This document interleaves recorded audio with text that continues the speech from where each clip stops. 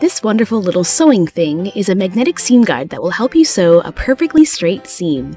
It's been in my sewing box for over 10 years, and I pull it out often when I want to make sure that my seams are consistent.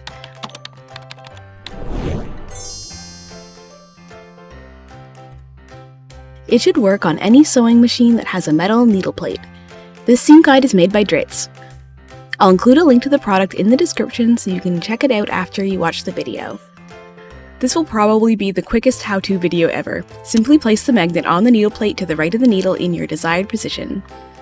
If your machine's plate is metal, it will hold sturdy against the plate.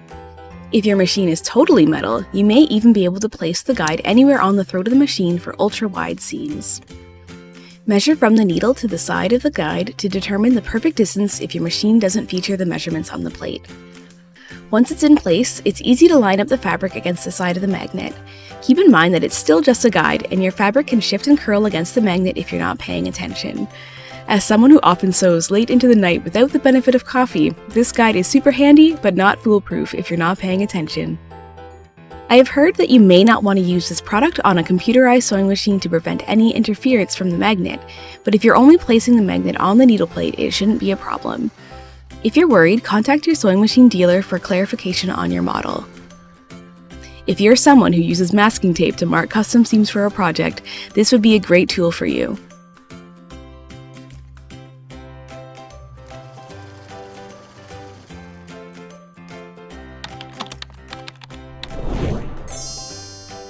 Let me know in the comments if you've used this tool or if you have another tried and true method to achieve the perfect seam width.